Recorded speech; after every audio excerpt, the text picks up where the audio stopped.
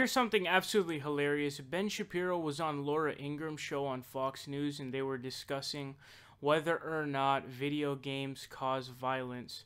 Now, Ben Shapiro doesn't want to have any kind of regulatory, power for the government when it comes to video games, but he thinks that it should be kind of a cultural issue, and he says that he would not allow his kids to play them. So check it out. Norway killer trained on those. He said he trained on them. 69 dead on an island in Norway, and he spent a year training on video games to prepare himself for this crime. But why are you not worried about it? Well, I mean, I'm not supremely worried about it just because the consumption of these violent video games has been going up continuously since the early 90s, and yet youth violence has been going down since the early 90s. The correlation actually doesn't fit. As far as individual instances, I mean, you can find patterns in very sporadic instances among virtually all data sets, but there's some pretty mixed data about this. It's true that the American Psychological Association recommends that parents not allow their kids to play these games. I wouldn't let my kids play these games because I think they're immoral, frankly, but that should really be up to parents. I'm not sure the government should be in the business of stepping in. In 2011, Justice Scalia, in a majority decision 5-4, found that it was actually unconstitutional for the state of California to regulate the capacity of parents to be able to get these video games for their kids, or even for kids to get them themselves without parental permission. He saw that as a content violation under the First Amendment. Let's talk more about this. The assassinations that take place. I fully agree with all of that. I just think there's a question of parental authority, and I think it's a question of how we as a society choose to raise our kids, not necessarily a question of governmental regulation.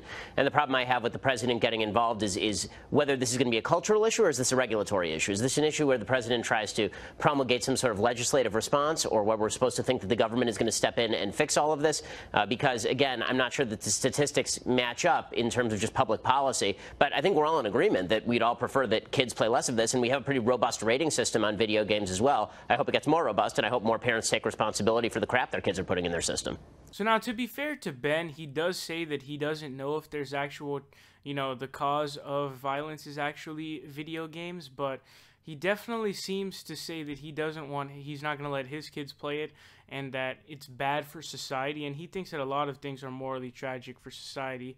But the other guy on the show was absolutely against video games and thinking that, kids shouldn't be playing them, it's completely ridiculous. And, this idea that video games cause violence or that they are the reason for mass shootings is super old, and it's almost like you take a time machine back to the 90s or even before that, because this idea is just so stupid. Like, the video game is fake, and the funniest part about it is that they showed video footage of Super Smash Brothers, which is not really violent for shit. It's just like, punching and stuff like that. There's no blood or like injuries or anything like that.